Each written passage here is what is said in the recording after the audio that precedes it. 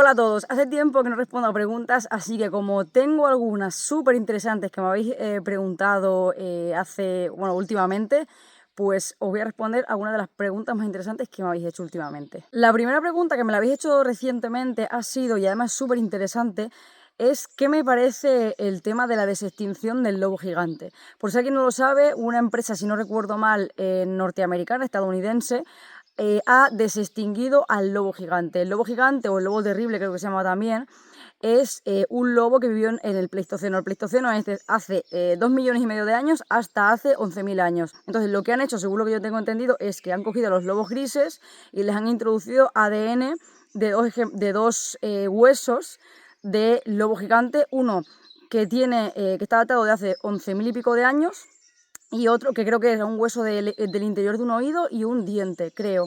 Y otro que tiene 72.000 años. Han extraído de ahí el ADN y se lo han metido, no sé cómo lo han hecho realmente, no sé el proceso, pero bueno, lo han metido dentro del lobo gris. Es como si fuera un híbrido. Entonces, desde el punto de vista de la curiosidad humana, mi curiosidad lo que me dice es qué guay, qué pasada de animal, ¿no? Que realmente es como si hubieran desextinguido un dinosaurio como Jurassic Park. Hombre, pues de primeras dices, joder, qué pasada, ¿no? Que tiene que ser espectacular ver a un ejemplar, y las sensaciones que eso transmite, ¿no? Los sentimientos, las emociones, pues son muy fuertes, porque claro, al final es como si fuera un descubrimiento, ¿no? O como hacer un viaje en el tiempo, que esa ha sido como la obsesión, una de las principales obsesiones del ser humano, los viajes en el tiempo, ¿no? Pero bueno, volviendo a la realidad, yo lo que me pregunto es, ¿para qué han desextinguido? Que no es que lo hayan desextinguido, pero bueno, ¿para qué han creado como un híbrido de lobo gigante? ¿Para qué? Los tienen en una reserva de 8 hectáreas. Entonces la pregunta es, ¿los van a mantener cautivos toda su vida? ¿Los van a soltar y los van a introducir en la naturaleza?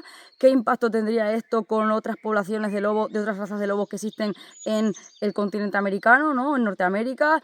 ¿Al final se traerían aquí a Europa? ¿Qué pasa? Claro, el control, ¿no? Lo que yo me pregunto es qué control se va a ejercer sobre esos ejemplares que se han descubierto. Realmente solamente hay 3 ejemplares que le han puesto de nombre, son 2 machos y una hembra, Rómulo, Remo y Khaleesi por el Juego de Tronos, ¿no? Entonces, ¿solamente tienen 3 ejemplares o hay más ejemplares que no hayan mostrado a la prensa? Que es muy probable, pero que es muy probable que sí, que efectivamente haya más ejemplares. Porque tienen ya 6 meses. Mucha gente cree que son cachorros, pero tienen ya 6 meses. No sé si lo he dicho, pero los lobos gigantes llegaban a pesar hasta 100 kilos cada ejemplar.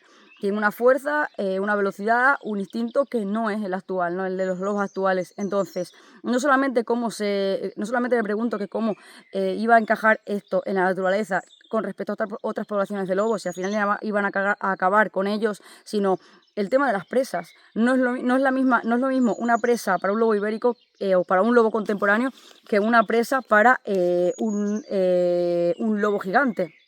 ¿Por qué? Porque las presas que existían en la época en la que existían los lobos gigantes o los lobos terribles eran de mayor tamaño que las actuales, ¿no? Entonces, la cantidad de presas o el tipo de presas que se necesitaría para alimentar a una manada o a manadas de este tipo de lobos serían mucho mayores. Y no existen ya. Es decir, las presas que hay hoy en día son las suficientes para alimentar a lobos, a linces y a zorros, ¿no? Y a otros depredadores. Entonces, claro, ¿cuál sería el impacto en la naturaleza si llegan a existir libres, digamos, manadas de este tipo de lobo? O si al final ellos no se iban a adaptar al entorno y acabarían volviéndose a extinguir otra vez, ¿no? Entonces, todo este tipo de preguntas son las que yo me he hecho cuando me he enterado de la noticia, ¿no? ¿Para qué lo han hecho? ¿Con qué objetivo? Simplemente porque pueden, simplemente por saber hasta dónde llega la ciencia. Y lo más importante es eso, ¿qué van a hacer ahora con esos lobos? Si van a dejar que se aparen con otras lobas actuales, etcétera, etcétera, etcétera, y revivir el ADN de esos lobos gigantes, no lo sé. ¿Qué me parece a mí? Pues la verdad es que como tengo todas esas incógnitas, no sé exactamente qué me parece. Desde luego que me parece que están entre la espada y la pared por todo lo que acabo de decir. Y otra cosa también muy importante, yo estoy partiendo de la base de que al final resulta que hay un accidente y se escapan misteriosamente estos lobos y están sueltos y ya no los encuentran más. Entonces, en ese caso, ¿cómo interactuarían los lobos gigantes con el ser humano? Porque los lobos actuales no es que interactúen con el ser humano, pero bueno, nos conocen, han ido evolucionando, a medida que el ser humano ha ido evolucionando, ellos también lo han hecho, ¿no?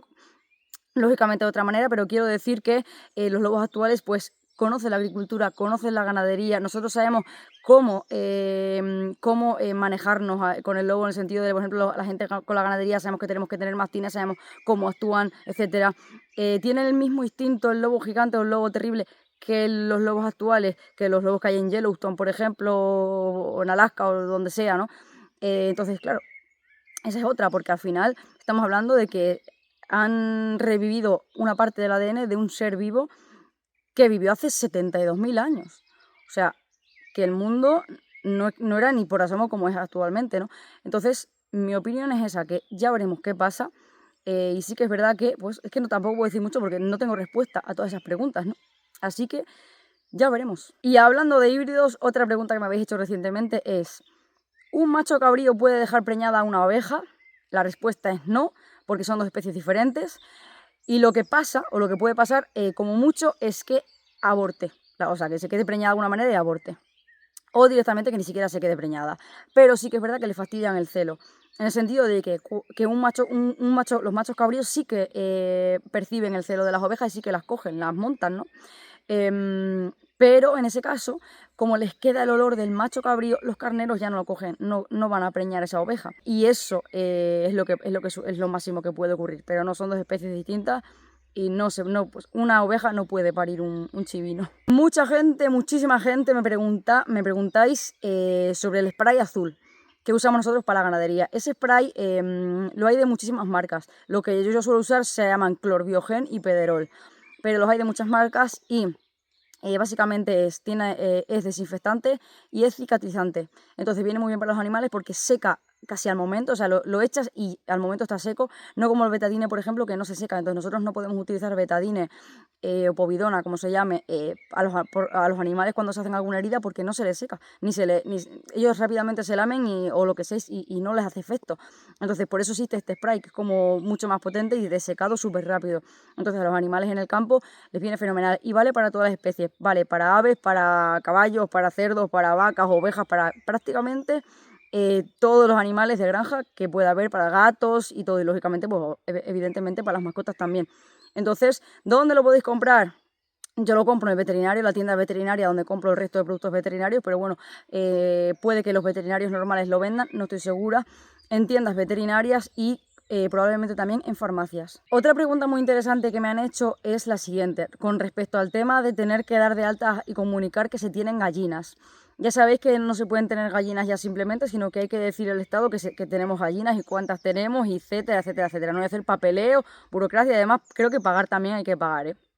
Entonces me preguntaban, ¿qué más te da decirle al Estado que tienes gallinas si tampoco pasa nada, ¿no? Porque si el Estado quiere saber que tienes gallinas, ¿no? O el gobierno regional, autonómico, que sea, ¿qué problema hay en que le digas si tienes gallinas? Si no pasa nada, ¿no? No entiendo por qué tanto revuelo.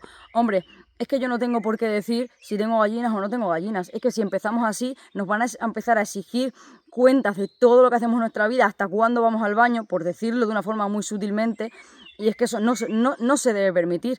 Otra cosa es que yo me dedique a vender huevos o a vender carne de pollo, lo que sea. En ese caso sí, por tema de trazabilidad, por tema de seguridad alimentaria, por tema de etcétera, etcétera, etcétera, ¿no? ¿Me entendéis? Entonces, cuando una persona tiene una explotación ganadera, me parece bien, lógicamente, que eso se tenga controlado pues por la seguridad, por la salud de todo el mundo, ¿no? De los consumidores, etcétera. Eso sí, pero tener un animal para autoconsumo creo que no tendría que tener absolutamente ningún tipo de regulación. Toda la vida se ha comido, toda la vida se han hecho matanzas domiciliarias, matanzas tradicionales, nunca jamás ha pasado nada. La gente va a cazar, la gente consume la carne de lo que caza, de jabalí, de ciervo, lo que sea, y nunca ha pasado nada. Bueno, alguna vez puede que haya pasado algo por gente que no sabía o que no han llevado a reconocer al veterinario la lengua del animal, yo qué sé, cualquier cosa, pero la gente no daba de alta los cerdos. La gente cogía un cerdo, se lo compraba al vecino que le había parido la lechona, lo criaba, lo mataba, lo llevaba a reconocer al veterinario, el veterinario daba el ok, te lo comes y punto. ¿Entendéis? Entonces, lo mismo con las gallinas. Las gallinas, yo tengo unas gallinas, ¿no? ¿Y por qué tiene que saber nadie que yo tengo gallinas? Si yo no voy a vender los huevos, si yo no voy a vender la carne, si me lo voy a comer yo, ¿por qué no puedo tener esa libertad, no? Es que no tengo por qué decirle a nadie que yo tengo gallinas. Nadie tiene por qué decirlo cuando es para autoconsumo. Es que empiezan por ahí y al final van a decir, no, el que quiera un huerto también. A partir de ahora los huertos tienen que estar registrados. Pero es que, ¿cómo es posible que la gente normalice esto o lo vea normal? No es normal, es un ataque directo a nuestra libertad. Nos están quitando la libertad. Y se empieza por unas gallinas y se acaba por, en fin, porque no te vas a poder mover ni de casa sin decirle al Estado dónde vas. Otra pregunta muy interesante que me han hecho es respecto al tema de las minas. Sabéis que pretenden hacer una mina aquí en la Sierra de Gatas y si no lo sabéis os digo yo, estamos peleando con uñas y dientes y vamos a luchar porque esa mina no se haga nunca. Entonces me preguntaban, y si la pregunta era, ¿y si en vez de una empresa canadiense fuera una empresa española estarías a favor? La respuesta es no. Es decir, el hecho de que una empresa, me da igual de dónde sea, pretenda reventarnos todo nuestro entorno, expropiar un montón de fincas, o no ya la propiedad, pero sí que la posesión por lo menos, extraer el mineral y dejarnos aquí sin nada para el futuro a cambio de cánones que son alquileres de 4 perras, y para luego vender eso en otros países y alimentar la industria extranjera que se está convirtiendo en superpotencia mientras nosotros nos convertimos en una colonia, pues sinceramente me importa un pepino de dónde sea la empresa, si es española, si es francesa, si es canadiense, o si es marroquí o si es de donde sea. No se trata de dónde sea la empresa, ni de si es española me parece bien, si es marroquí me parece mal. No se trata de eso. Se trata del expolio que nos están haciendo, de lo que pretenden hacernos aquí. Se trata de que esas empresas luego ni siquiera llevan a cabo los planes de restauración que tienen que hacer, de que se declaran en suspensión de pagos, se lavan las manos y aquí paz y después gloria. Y te han dejado sin minerales y no has cobrado ni un duro y te han dejado un pastel que tienes que tú ahora restaurar. Ahora, ¿cómo restauras la naturaleza? Y las aguas contaminadas y los metales pesados en el agua y las aguas de riego y de la ganadería y de la agricultura y la gente que tenga casas cerca de la mina, que no solamente no pueden vivir ahí, sino que tampoco la pueden alquilar ni pueden hacer nada, se tienen que coger las maletas e irse. Vienen aquí a robar y a piratear directamente. Así que bueno, para finalizar la ronda de preguntas, a los que me preguntáis por Pelayo, está perfectamente. Aquí lo tenéis. De hecho, desde que se ha capado está más gordito. Pelayín, Pelayín, no me hace ni caso. Porque los mastines no hacen caso, me hacen caso cuando les apetece a ellos. Así que nada, estas son las preguntas más interesantes. La verdad es que son muy interesantes, sobre todo el tema del lobo gigante, que a mí, bueno, la verdad es que me da muchísima curiosidad a ver qué pasa, a ver cómo desarrollan esto, cómo lo llevan, ¿no? ¿Qué pasará con esos animales? ¿Estarán cautivos? Lo que hemos hablado antes. Me parece súper interesante. Así que ya veremos qué pasa. Venga, nos vemos.